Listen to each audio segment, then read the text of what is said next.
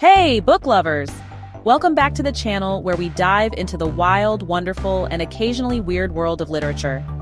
Today we're tackling a story with more plot twists than a soap opera, and more backstabbing than an episode of Game of Thrones.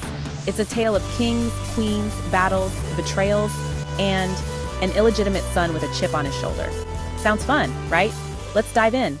Our story begins with King John of England, who's living his best life on the throne until a French ambassador shows up, like an uninvited guest at a party, and says, "Excuse me, your nephew Arthur called dibs on that throne. We want it back." John, of course, is like, "No way, over my dead body." And so the French king, Philip, who clearly has nothing better to do, threatens to go to war over it. You know, just a typical day in medieval Europe. But that's not all. Philip Falconbridge, a guy who's got more family drama than a reality TV show. He's got a dispute over his inheritance, but here's the twist. He's actually the illegitimate son of King John's late brother, Richard the Lionheart. Yep, surprise. So instead of duking it out for a farm or two, Philip decides to drop the whole inheritance thing and join Queen Eleanor's army to France. Why settle for land when you can have glory, right? And boom, he's knighted and becomes Sir Richard. Talk about a glow-up. But wait, there's more. His mom shows up and pretty much confirms, "Yep, Richard the Lionheart was your dad." Family secrets, am I right? Now let's skip over to France, where King Philip is all fired up to help Arthur claim the English throne. They start attacking Angers, an English city, because, you know, why not? But when King John shows up, they realize it's not going to be that simple. The town's like, "We'll support whoever wins." And neither side can really claim victory. So what do? The bastard, yes, that's what he's called now, suggests they all team up and punish Angers for not picking a side. But cooler heads prevail, and instead, they decide on a peace marriage between John's niece, Blanche, and the French Dauphin, Louis. Seems like a good idea, right? Well, hold that thought. Fast forward to the wedding day, and we've got Constance, Arthur's mom, who is not having it. She's still fuming that her son got shafted out of his inheritance, and she's not afraid to let everyone know.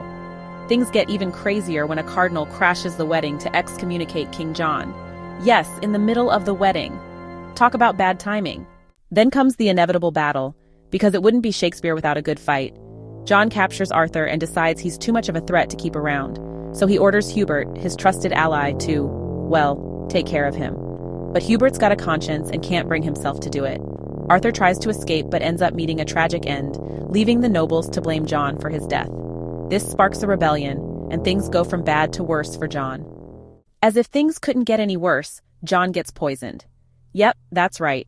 And just when you think all is lost, his son Henry steps up and tries to bring some peace to the chaos. But by the time the dust settles, the kingdom's in shambles.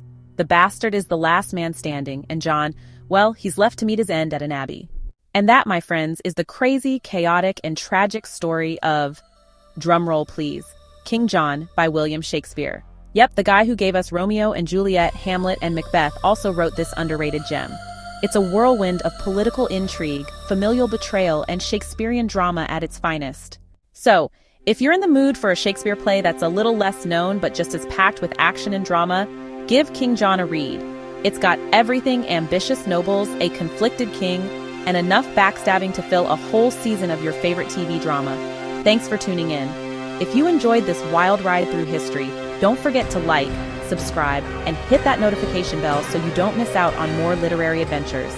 Until next time, keep reading, keep exploring, and remember, in the world of Shakespeare, no one is safe from a plot twist.